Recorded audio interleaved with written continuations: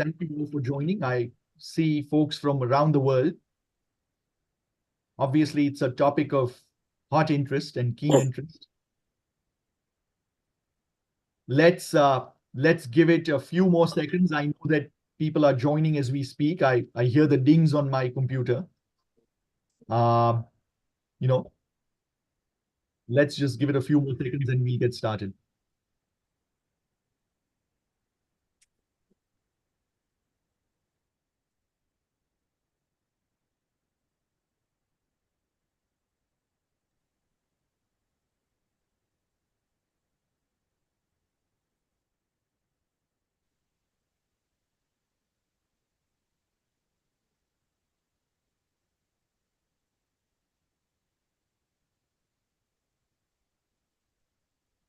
I see a couple more people in the waiting room, so we'll get started in just a few seconds.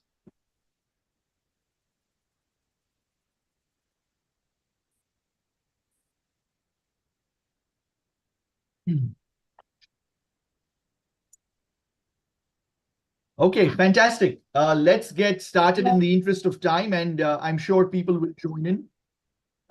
Good morning, good afternoon, good evening, wherever you are in the world. Welcome to this Indiaspora call on the Indian election analysis. We have an outstanding panel today and an excellent moderator who will be leading the conversation. I will shortly introduce our moderator, who will then introduce the panel. But before I get to that, let me take this opportunity to talk just very briefly about Indiaspora. Many of you are familiar with the organization, but for those that are not, we're a nonprofit organization that was founded 12 years ago. And our mission is to inspire and position the global Indian diaspora to be a force for good and to build bridges among diaspora leaders in several countries and professions with leaders resident in India. The vision of Indiaspora is to be the Davos of the global India. And we are comprised of a network of very prominent people in the corporate space and outside. In the corporate realm, we have entrepreneurs, venture capitalists, financiers, bankers, consultants, and so on and so forth. And in the non-corporate world, we have extremely important stakeholders who are in public policy and public service, politics and diplomacy, academics, the arts, media, sciences, sports, and so on and so forth. So we are a group of diaspora leaders as well as leaders resident in India. And there are 4 specific areas that we focus on. One is philanthropy and social impact. Another is entrepreneurship and innovation. A third is what we call Diaspora Next, which is working with the next generation of the diaspora and connecting them with India. And the last is what we call it Indiaspora Global Connect, which is our global work. Indiaspora is active across 7 core countries and gradually expanding further. Our core countries are the United States, Canada, the UK, India, UAE, India, Singapore, and Australia. And we are expanding into other parts of Europe gradually. In fact, we did a G20 event last year in India, in New Delhi, where Indiaspora was invited by the Ministry of External Affairs in Delhi to be the diaspora partner for India's G20. And our event had diaspora leaders from 26 countries around the world, including a lot of unusual suspects where you don't expect sort of champions of the diaspora to be.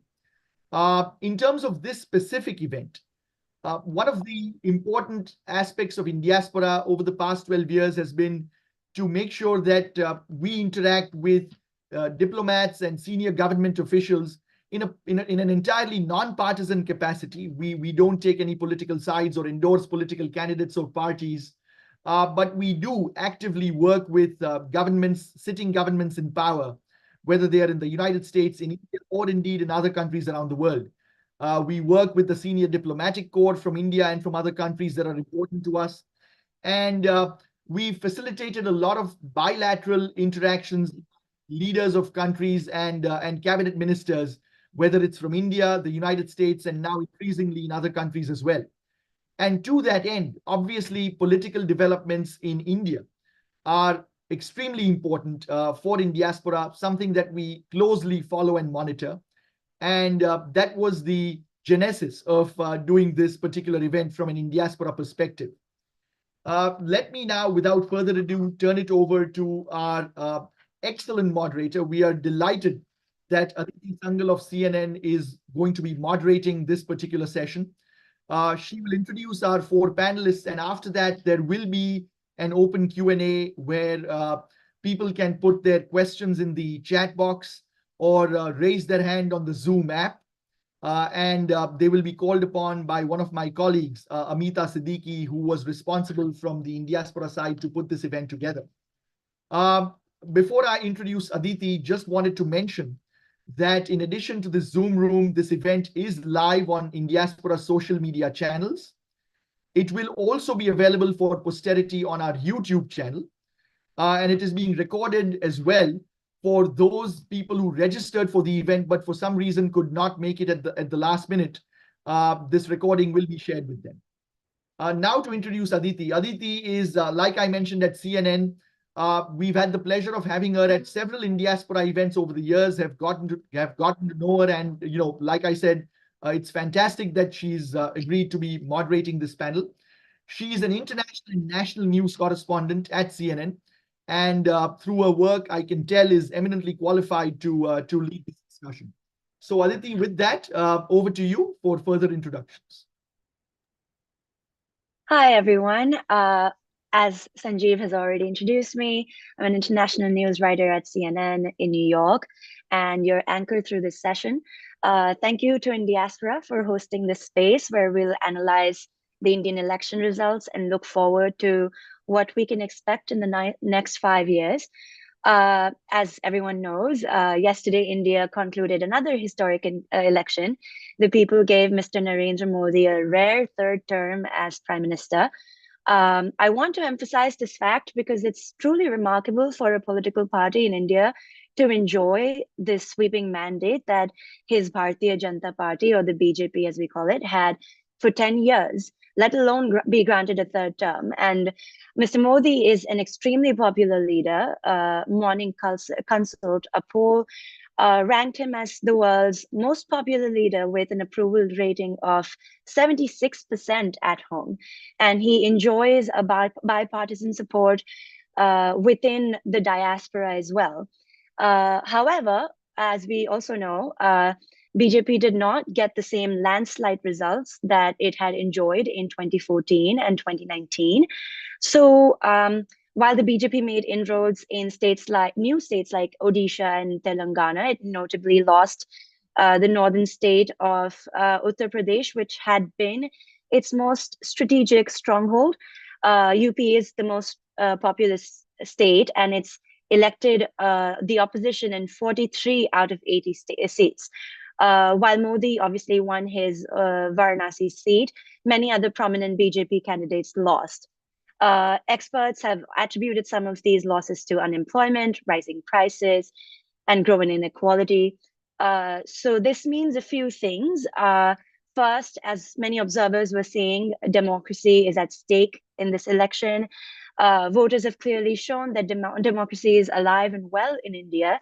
They still define the issues that matter. Regional and state parties still put up fierce competition, and voters still exercise their right to vote and swing surprises with the choices they have. This also means that after a decade of virtually single party control, India will go back to its coalition style government. This also means that the new composition will likely have an effect on the internal economic policies. The question is, can Modi still achieve the vision of Vikasit Bharat, or developed India, as he had espoused during his campaign? So to discuss this and more, we have a brilliant panel with us.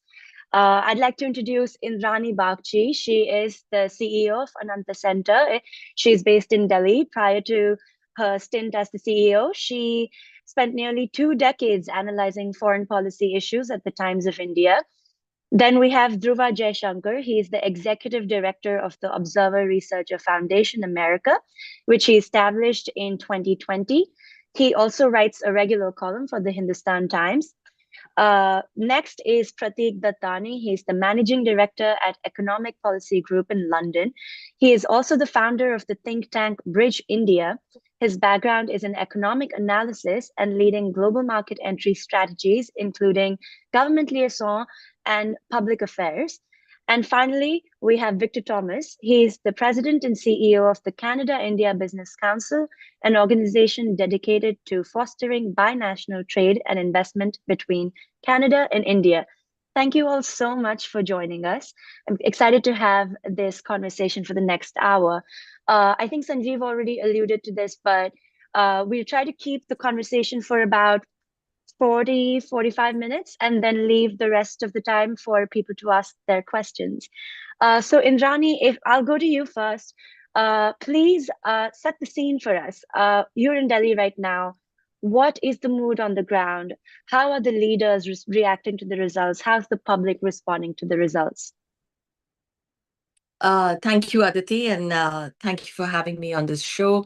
Thank you, Indiaspora. Well, elections are always exciting in India, particularly elections which you don't expect to be exciting, invariably turn out to be even more exciting. And this was no different. It's been a bruising campaign season. The elections itself were held in 7 phases across 6 weeks. It's the longest election that at least I can remember. And this has been an unusually hot summer. We've had crazy heat waves. So to get Indians to the polling booth in this weather is it's for me, it's just a testament to faith in the system and faith in democracy, because even though voting percentages were a bit lower this time, that's entirely expected, given that people couldn't possibly be standing in 45 degrees Celsius for a very long time. Having said that, the election results, which the exit polls had predicted a certain kind of election results, a kind of predictable election results. The actual results were very different. As you said, that a number of BJP leaders lost their elections, and actually 15 ministers of the outgoing cabinet, council of ministers, lost their elections, which basically means you will see a number of new faces in the next cabinet. Having said that, what were the main takeaways from this election? Strangely, it was an election that everybody seemed to be happy about, which was the BJP were happy that they came back. It was an unusual and unprecedented 3rd term, and after Nehru, Modi would be the 2nd prime minister to be enjoying a 3rd term in office. They didn't get the numbers that they wanted, or the numbers they thought they were getting, and that was a setback. The opposition has sort of gained a fresh lease of life. For years, we've now seen almost an emasculated opposition. They just couldn't win any seats, both in the states and in the central elections. So the fact that the most populous state, BJP's home ground, the state where they built the temple, where a chief minister as forceful as Yogi Adityanath is in power. The fact is that the state actually went over to the opposition. The BJP came second in that state, and it was the Samajwadi Party and the Congress Party that. So it was UP was a surprise for the BJP, not a very pleasant surprise, but it was a hugely pleasant surprise for everybody else. Similarly, in Bengal, where the BJP had expected to do much better, Trinamool Congress, which is the regional party in power, actually improved their position. On the other hand, BJP had a lot to celebrate the fact that they were going to be forming a government in Orissa. Naveen Patnaik, who could have become the longest serving chief minister, lost his election, and the BJP will be forming a government in a new state. So they also, in cricketing terms, opened their account in Kerala, the first BJP MP in Kerala. Again, a new state, new beginning.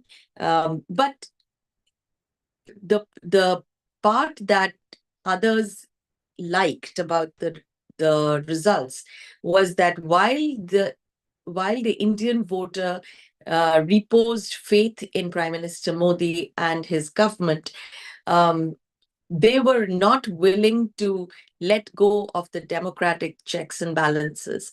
And therefore, the BJP by itself will not enjoy a full majority and will need the help of allies to stay in power. So in a sense, the politics of pre-2014 is back. And for many, that is a source of comfort. What is another source of comfort was that there has been no complaint about the electronic voting machines. Nobody has said that they were rigged or tampered with. They never are, really. But invariably, there is always a voice from the losing party that raises that particular bogey. This time, everybody was happy with that. So nobody raised any questions about the EVMs. Nobody, I think the Election Commission came under a lot of attack, acquitted itself fairly respectably, and that was a good thing. Most important, democracy won. And not just the process, but the entire philosophy of democracy won in these elections. And that, again, made everybody happy, including the BJP. The constitution reigns supreme, the election processes reign supreme, and the Indian voter has shown once again that they vote wisely. There is a wisdom, there's natural wisdom in the Indian voter that we don't often appreciate enough. So yes, it's been a happy moment here in India. That's great. And to the point of the new governments coming in to Odisha and also the new seat in Kerala, I think, for long, BJP had tried to make inroads in the southern part of the country. They were hailed as a more North Indian party, but they truly are a national party through their campaign, through these new inroads that they're making. Can we, Dhruva, I'd like to move on to you. Could you please, talk about whether this coalition-style politics would now herald in some massive changes or some slight changes or no changes at all? Are we looking at broader stability when it comes to key foreign policy issues? So I think the short answer is that nobody knows, and anybody who tells you that they know exactly what's going to happen on the policy front over the next few years, it's very premature. I would take that with many grains of salt. But let's say, what do we know? One is, I think, coalition governments have actually been, in some ways, a common feature of Indian politics since 1989, with the last 10 years being an aberration. So, a lot has been accomplished since 1989, through successive governments. The BJP itself, between 1998 and 2004, governed in a coalition government before Prime Minister Modi, of course. So in some ways, it's a very common feature of Indian national politics. We are going back to that after what seems to have been a 10-year aberration in some ways. We'll see again 5 years from now how things change. Secondly, I think in some ways personnel is policy. And what's being negotiated today, we had the NDA meeting. Of course, we should know in the next few days about the composition of the cabinet and other key positions, including party president and NDA convener and stuff, and it's being negotiated right now. So by June 11th at the latest, if not sooner, we should have some indication of the key personnel around Prime Minister Modi during his third term.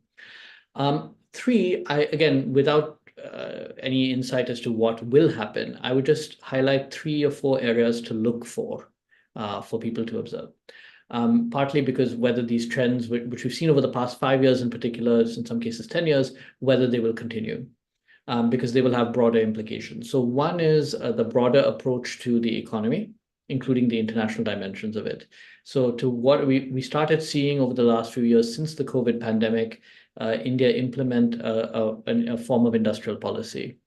How much that will now continue to go forward. This included large-scale subsidies for key sectors and key industries, or sort of reoriented trade policy focused on more developing economies, and I think we'll hear a bit more about that with the UK in particular. And sort of broader policy tweaks in an effort to attract manufacturing, and again, this is politically relevant, create non-farm jobs, which does appear to have been an issue in the election campaign. So how much and to what extent the government can do that in this coalition will be interesting to see over the next few years. And again, with implications for trade policy, with economic policy, investment, and so forth. Second, defense. There are a number of things that were underway or on the anvil in terms of quite sweeping defense and national security reforms. This relates to the Agniveer scheme for recruitment, which again has a great political resonance as well because of what it would mean for jobs and employment. But also in terms of defense procurements and acquisitions, and for command and control, and particularly between the Army, Air Force, and Navy. And again, how much of that can be seen through over the next few years? Partly it'll depend who the defense minister is. That'll be a key position to watch out for. But again, we'll have broader implications, including for cooperation with partner countries in the US, Europe, Canada, Australia, many other countries where many of the listeners are from. Third, I would also finally look at what the approach to China is in particular, because a lot will flow from that.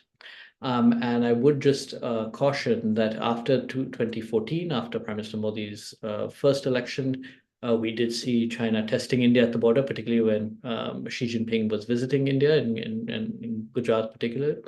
And then, of course, in 2020, we saw about less than a year after his re-election, again, a large-scale deployment by the Chinese forces along the Indian border. So one thing to watch out for is what will be the approach of the new government to China. There's been a lot of speculation. I personally think a lot of that is relatively uninformed speculation and hearsay, but that would be a third thing I would look out for. So just to, put a finer point on it, do you think that coalition politics could slow down any of these areas, or do you think that the alliances will move in the same trajectory as the direction that Mr. Modi has tried to move in?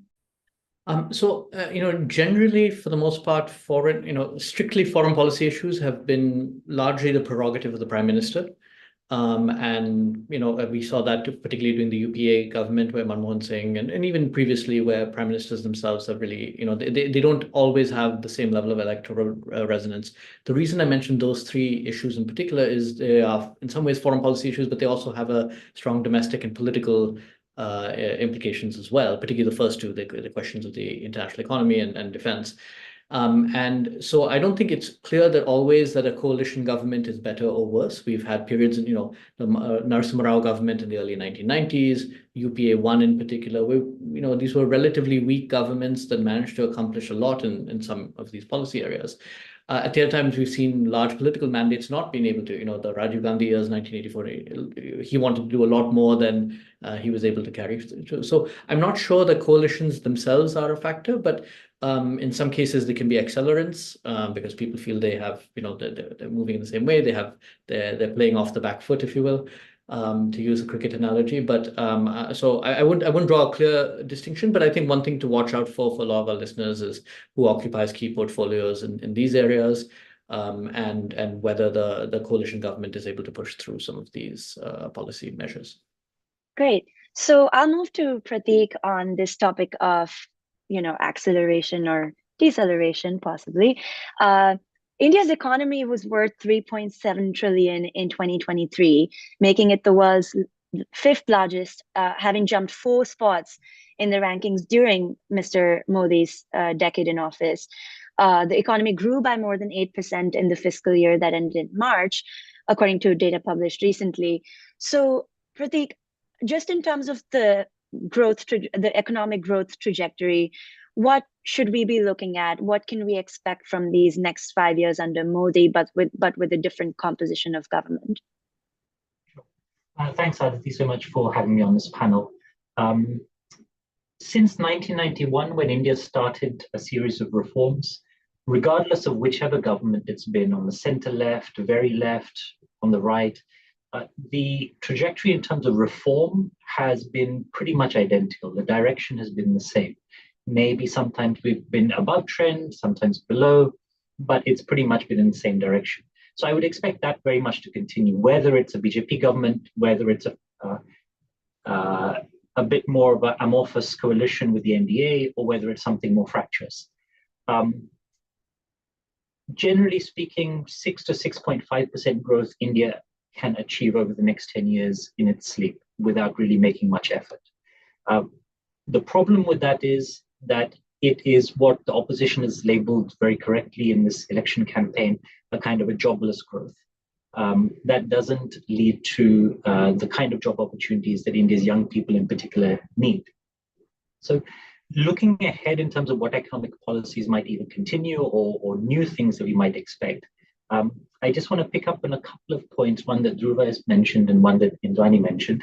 So right at the beginning, Dhruva said it's early days, things could change. So in one way, this is a very ambiguous verdict from the Indian electorate. And an ambiguous verdict means on day 2, as it is today, there's a risk of overanalyzing. So in fact, whatever I say may not apply tomorrow if the TDP decides that it wants to go to India Alliance, or Nitish decides the same thing. But it does seem like we're back to a more fluid or semi-fluid coalition forming like we had pre-2014. And so allies that have more flexible allegiances, not just the 2 large allies that are on the NDA side, but some of the ones on the opposition benches, they will become more important. Will they collaborate with the BJP-led government on an issue basis, like Naveen Patnaik did on most issues actually over the last 5 to 10 years? That was one of his problems getting re-elected, because voters in Odisha didn't know how to differentiate between Modi and his government. So I think in terms of economic growth, coalition governments actually have been better for India over the last 10, 15 years. This kind of top-down approach, a more centralized PMO running the country, actually you could argue has not been as fruitful for economic growth as, let's say, the last years of UPA 1 and a little bit at the start of UPA 2. Where growth touched at 8%, maybe even 8.5%, which was above trend, and then it kind of came down. One of the big challenges India has today compared to when Modi came in 2014 is technology in the economy has changed dramatically. So while technology, when we're putting a positive spin on it, we say innovation is good and disruption is good. On the other hand, what disruption actually means is you're going to dislocate a lot of jobs from one part of the economy where there are less skilled people and move it to a much smaller number of people in metro cities who are highly educated. And those metro voters may be center-right leaning naturally, and the ones that are lower skilled may be centre-left leaning because they're looking for support from government, welfare schemes, etc. And so one of the trends we saw in this election is while the vote share for the BJP didn't change that much across the country, BJP only lost about 0.7 percentage points of its vote, the distribution of its vote changed quite dramatically. In Punjab, BJP got double the amount of votes compared to last time, but it actually lost the 2 seats that it had. It went down from that. And in UP, this point around jobless growth, lack of opportunity at the bottom of the pyramid, that caused the BJP to lose about 7 percentage points of its vote, which went to the other parties. I think the next 5 years, what I hope would happen is a more collaborative approach to economic policy making, including some of the smaller parties and opposition parties and some of the committees in Parliament to be able to analyze bills in a much more robust fashion than maybe has happened sometimes in the last few years. This is the first time Modi and Shah have been in a situation where they desperately need to collaborate with others. That hasn't been a natural state for them in Gujarat and then in the center the last 10 years. So this is an interesting experiment for their own personality. Of course, to be a good politician, you need to be an excellent comedian and you need to be flexible with your approach and fluid with your beliefs. So probably Modi and Shah can adapt to this new reality. If I think they focus on inclusive development, which means green growth, which means focus more on the bottom of the pyramid, getting further helping the unbanked access the digital economy, building the India stack further and kind of associated supply side policies. I think all that will be very good. I'm sitting in London, and from a UK perspective, the big carrot that we have here is what successive Conservative prime ministers have promised will be the largest trade deal Britain signs after Brexit. It's been several years since Brexit happened. The deal hasn't happened yet because we've had 3 prime ministers change here. Hopefully, once the government is stable in Delhi and we have our elections here exactly 30 days from today, that can be one of the big trade deals that India is able to sign over the next 6 to 9 months. That'll be good for India, particularly in terms of job creation, and also being able to export Indian migrants to the UK even more than India does now. And it'll be good for the UK to be able to access the Indian market, where currently there are quite high tariff barriers. Great. So I think on the market bit, Victor, I'd like to bring you in and talk about the big, market tumble we saw yesterday with the surprise results. How are you assessing that? And what do you like? Would that indicate anything for the future, or how are you looking at this? Thank you very much, Aditi. Thank you, Indiaspora, for having me. Coming from Ottawa, Canada, and it's a great question. I think you saw the significant increase when the exit polls came out, and then you saw a precipitous decline when the results actually were finalized. I think it's as easy as looking as what does business want? Business wants predictability. Business wants stability. And so when you have what many would see as a pro-enterprise type government, they were kind of seeing the clear trajectory of where things were going. And then with that change, you saw that.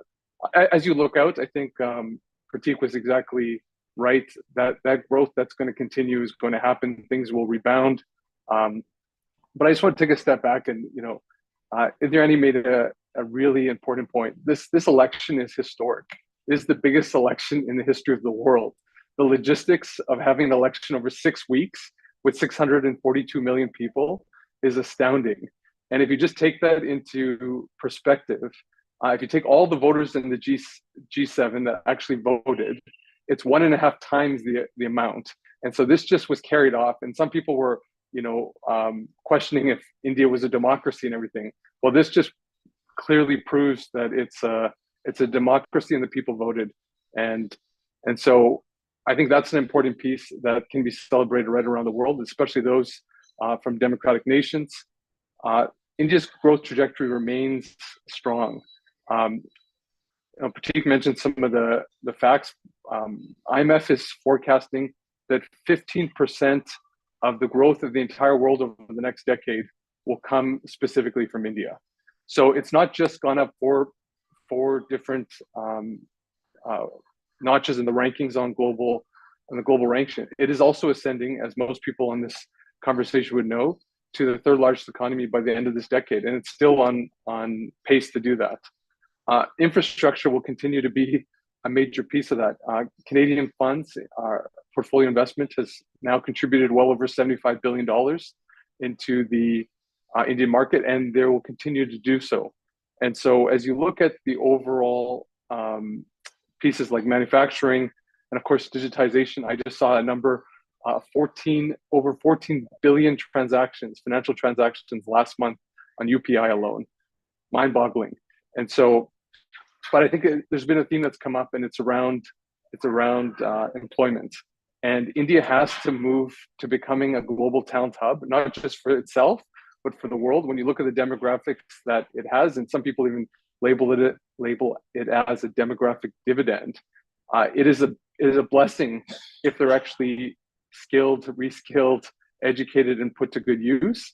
And it could actually turn out to be a detriment if those talented young people are not being able to be utilized in the economy. So I think the trajectory is clear in terms of economic growth.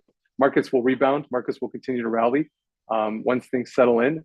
And I'm sure everyone's looking to see, who's in what role, how things settle out in the coming weeks. But I'm confident that the trajectory that India's on will continue. Thank you.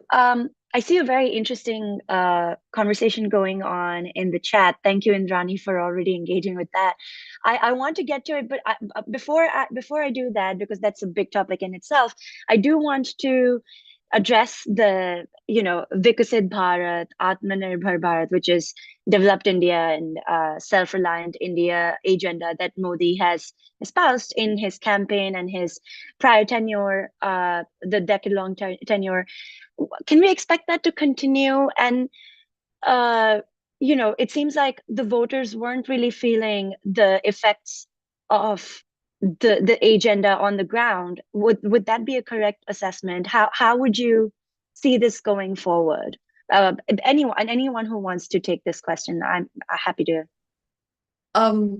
So I think both Vikasit Bharat and Atmanirbhar Bharat projects will continue because that certainly in the medium term, that will address a lot of the employment issues that we are facing today. The challenge is being able to address the unemployment issues in the short term. That's a challenge. Dhruva mentioned Agniveer, the 4-year short commission army stint. In many parts of India, like in Haryana, Agniveer is a cop-out. They don't like it, and they have voted against it. So it's, again, the challenge for any government in India would be that the same project or the same sort of initiative will not work in every part of the country. So tailoring, which basically means the state governments and the central governments have to find a way to work with each other better than they are today. That is something that is a work in progress and remains a challenge in India. But by and large, the big infrastructure projects, the supply chain issues, all of those, in my view, will continue. And frankly, even if there was a change of government, they would have continued. Pratik, sorry, go for it, Dhruva. No, if I could just add on to what Indrani said, I mean, I would distinguish a few things. So, Viksit Bharat is a sort of aspirational slogan for having a developed India by 2047, which is 47. 100 years after India's independence.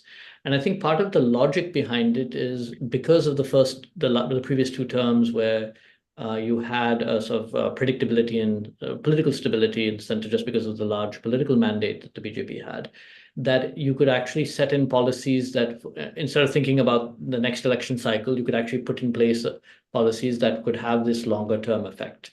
That was the thinking. Now, there is a danger, I don't know if this will happen, which is that it may have ricocheted a little bit in the sense that, in 2004, the BJP campaigned on an India Shining slogan that, the economy was doing very well and things were looking up, and yet they suffered a sort of electoral setback. And one of the lessons, for better or for worse, I think in hindsight, was both the Congress and the BJP took away from that we should shy away from that kind of rhetoric. Now it's after 20 years, it is sort of come back. I don't think it will happen just because there's some continuity. I suspect it won't happen. But the danger is that, people will say one of the lessons learned, maybe the erroneous lessons, is that they should not be this aspirational objective. So that's on the Viksit Bharat side. Atmanirbhar Bharat, I think, is really more motivated, even though, there were parts of Make in India that were announced previously. The drivers have been a bit more short term, which, as Indrani alluded to, which is the combination of the COVID pandemic, the China tensions with China, and the Russia-Ukraine war have led to these concerns about balancing national security, balancing economic security, employment with the economic agenda. So this idea that liberalization alone will be the path forward for India and a recipe for success, now, because of these experiences, now has to be balanced by these other considerations as well. And again, initially, as it was rolled out, there were voices, particularly in parts of the right, parts of the left in India, who said that this should not be, that they interpret it as a return to autarky, a return to economic isolationism. And that would also be I again doubt that will happen, but that would also be a somewhat dangerous explanation or lesson that we should return to that isolationism.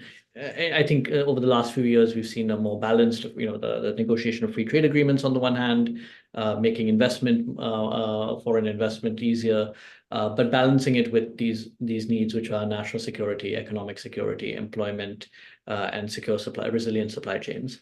So again, I would just say, I'm inclined to think that these will continue, but I think the motivations were somewhat different. One was a long-term objective. One was to address some short-term, near-term issues.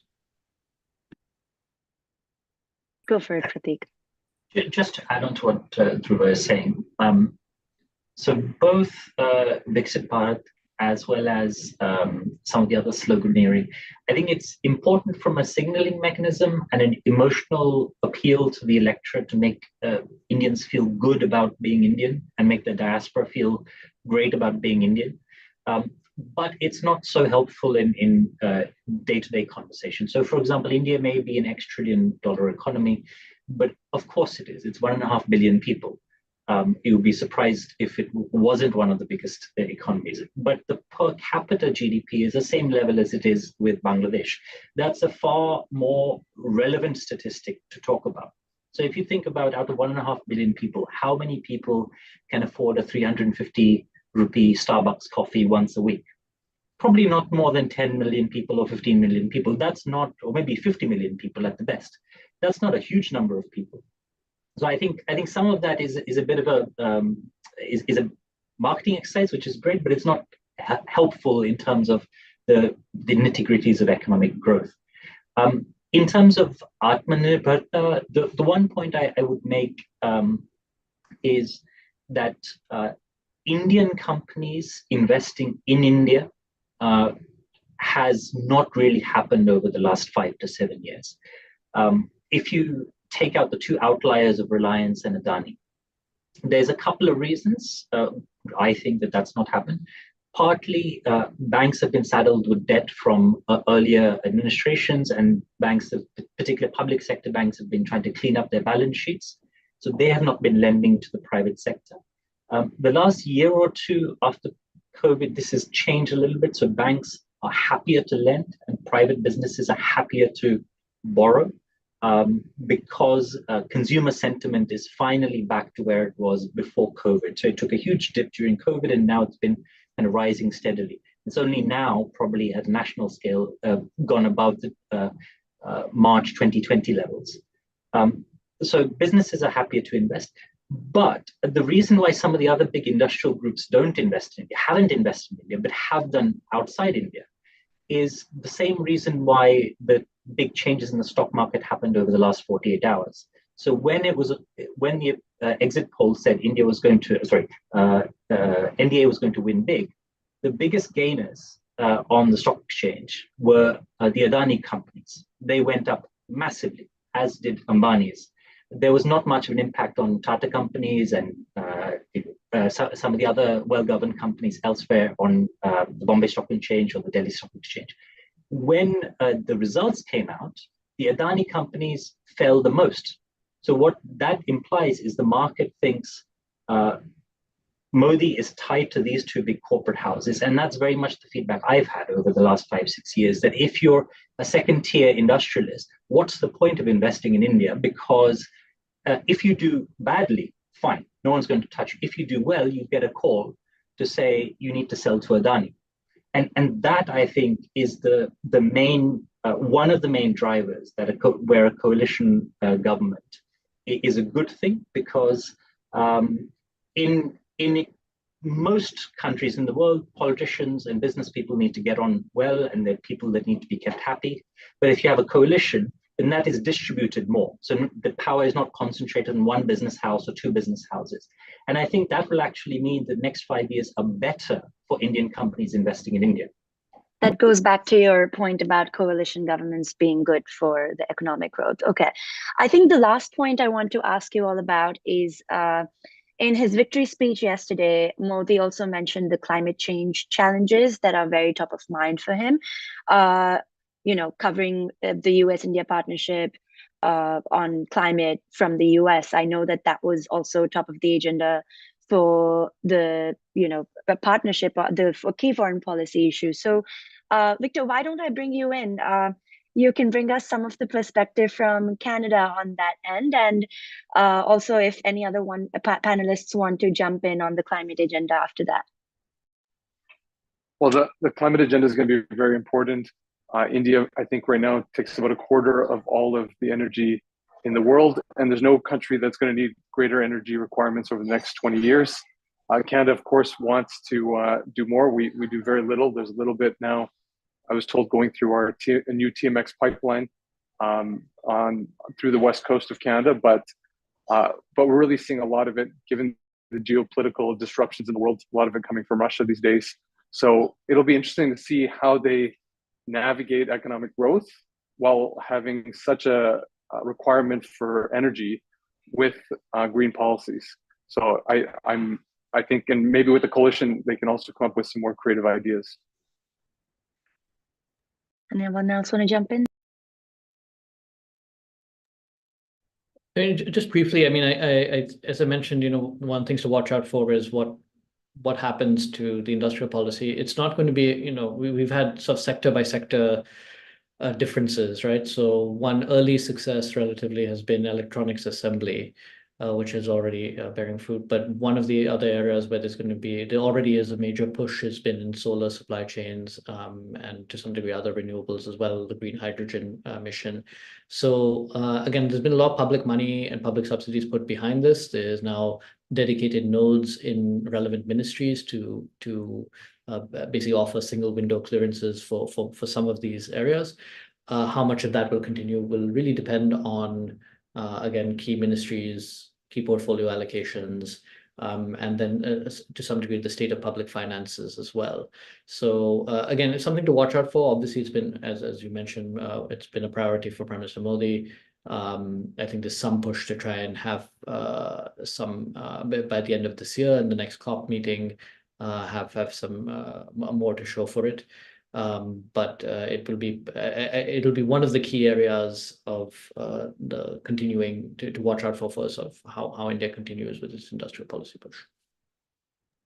Great. I would like to get to some listener questions.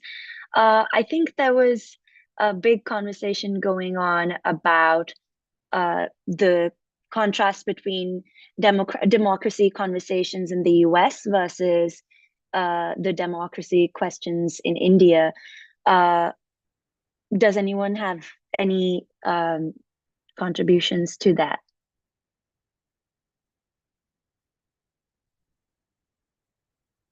I think Indrani was very good in answering that question in the chat, just for everyone's awareness that, you know, democracy is always flawed, but at the end of the day, as long as the voter exercises their choice and votes and holds the government accountable, defines the agenda, you know, democracy is functioning, it's alive and it's kicking. The next question is, okay, this is about, it's a follow-up to Prateek's comment that the economy is still not decoupled from politics in India. Would you mind asking about the weakening of institutions in the last decade and whether they expect anything changing in the next 5 years? Prateek, do you want to take that? Yeah, I think India is very good at the process of democracy. EVMs worked, 900 odd million people were eligible to vote, 600 odd million people voted, there was no violence. Apart from the opposition making some kind of jumping up and down a little bit when the exit polls came out, no one really criticized the election commission or tried to subvert the election process in the same way it's happened in many other countries. So there, I think India is wonderful. It leads the world. I think where India is less good, and this is to Indrani's point about a flawed democracy, that there are democracy is not just about voting once every 5 years. It's also about media, it's also about institutions, the Supreme Court, etc., etc. There, I think what we have to remember is that India is only 76 or 77 years old. So it's still a very young country.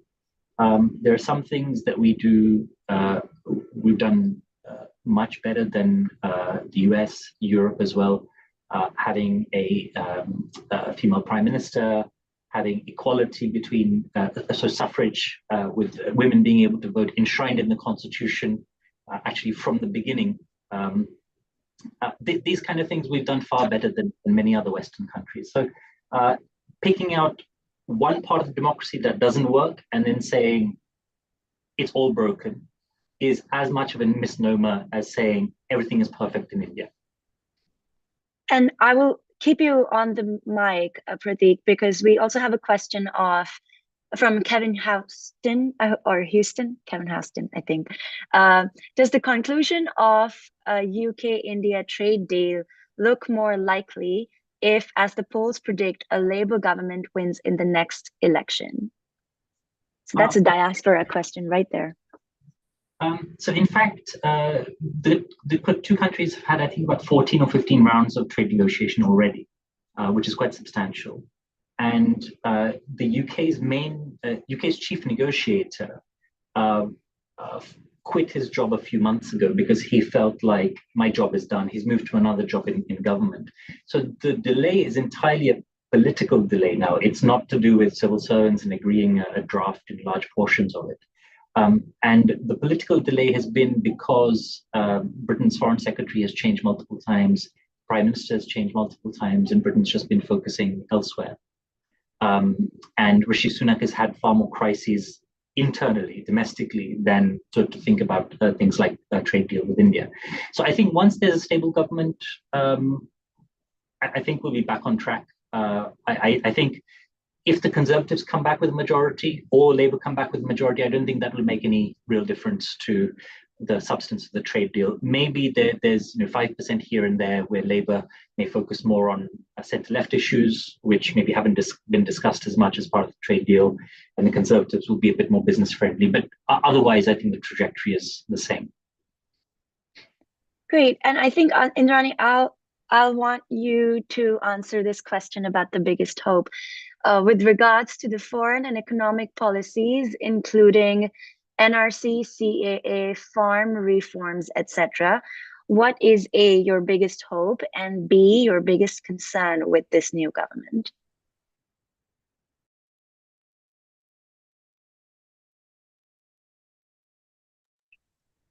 Anything to do with... Yeah. I think neither NRC nor CAA have anything to do with either foreign policy or economic policies. Both very domestic policy.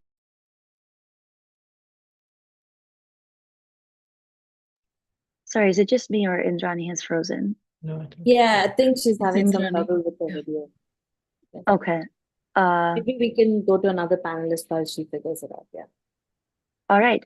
Does anyone else have something to say on this, or should we move to the next question?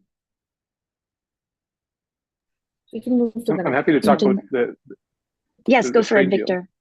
Yes, let's do Sure, I that. was just going to say, in Canada resuscitated our trade agreement after 10 years.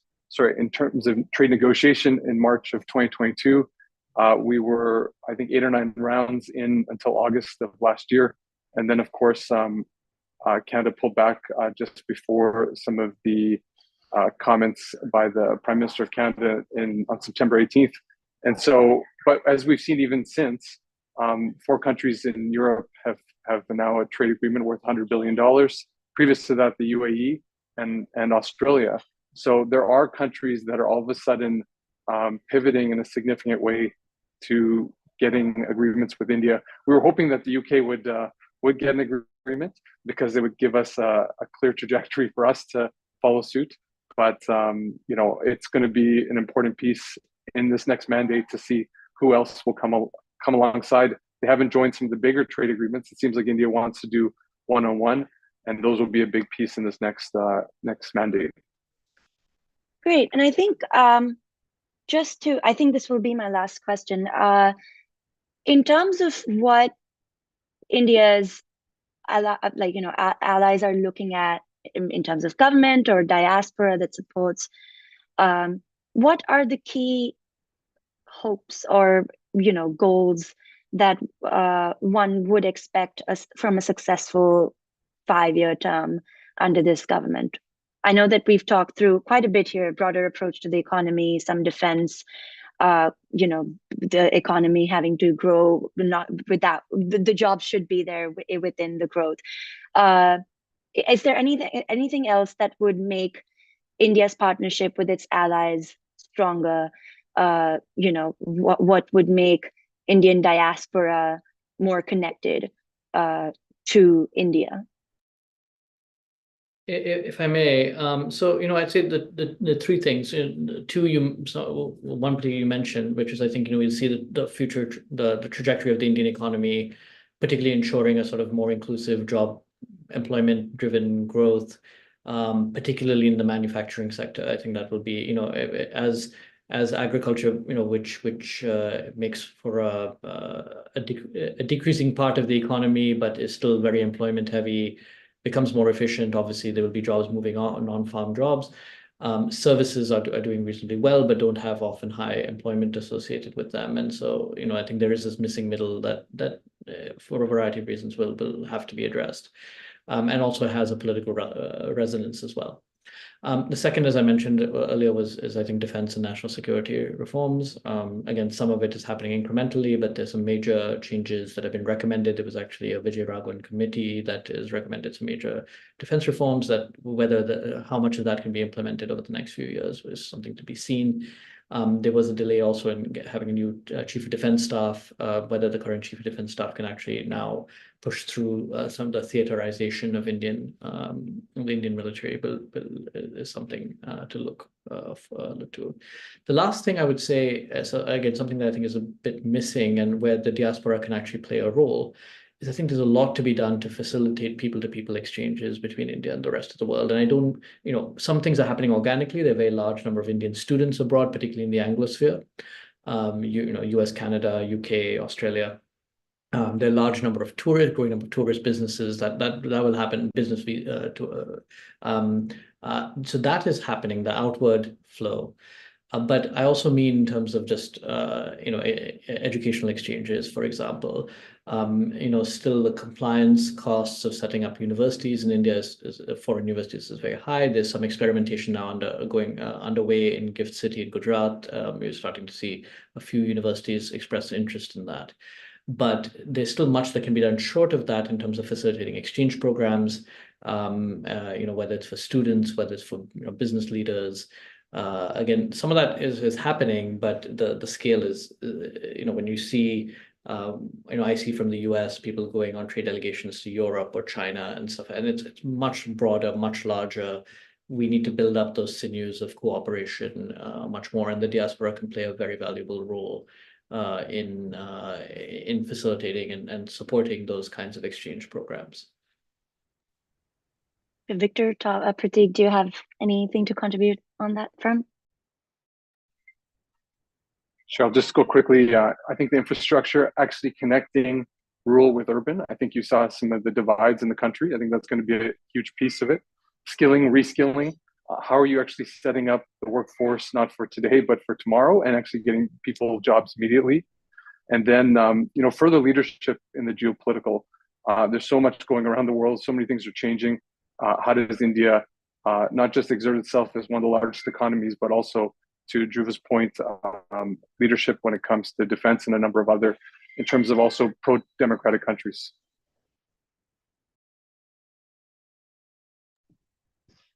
I think the one big thing India has going for itself is that it's not China. Sentiment has turned against China in large parts of the world. I know in the UK, David Cameron was Prime Minister. He took Britain's largest ever trade delegation to China. And it was all about getting Chinese investment into the UK, and then that suddenly changed. So I think if India can export its model of how it sees the world, its model of growth, its model of investing in other companies and hiring local staff rather than, for example, I have some business interests in Uganda, and I can see that when Chinese companies invest, they hire only Chinese, and then they leave. Without really helping the locals. So I think that model that India can export, the more it can do that, the better. One excellent way of doing that is through its diaspora. But also, I think India's embassies around the world need to be far, far, far better at exercising India's soft power. And exercising soft power is not about chest-thumping nationalism. It's about doing the slow, steady drudgery of having a 20, 30-year plan of how you promote India's interests and then sticking to it. That's actually quite key. I've lost my point, but I think that was really great. Thank you so much to all our panelists, and Indrani seems to have jumped out of the call, but big thank you to her for joining as well. Thank you for all our participants who created Can you a very not hear me? Okay, now I can hear you, Indrani.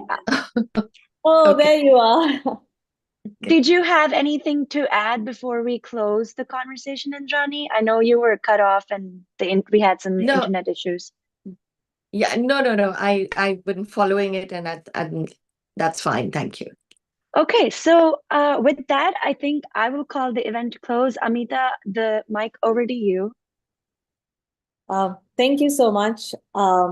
Thank you everyone for coming to this event. Thank you so much to the panelists. We've been hearing such amazing, responses to this panel. One person messaged us saying that this is the best panel they've ever, heard from Indiaspora. So thank you so much for this.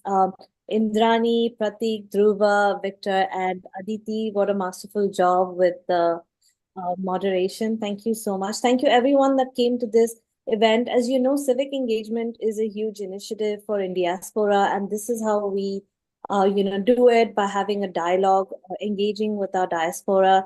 So please be in touch. Tell us what we did well. Tell us what we can do more of, and we'd love to hear from all of you. And Thank you once again. Thank you, team, for supporting this event. And I hope you all have a wonderful day. Thank you.